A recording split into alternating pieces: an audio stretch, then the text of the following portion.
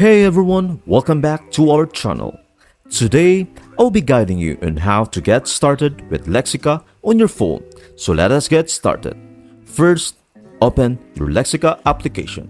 Tap on the plus icon located below to create a new prompt. Here, you can type any prompt you want, such as a beautiful sunset or a futuristic city. After entering your prompt, tap on the Generate button. Lexica will then generate an image based on your prompt. If you like the image, you can tap on the Save button to save it to your device. If you are not satisfied with the first image, don't worry. You can tap on the Generate button again to see another image based on the same prompt.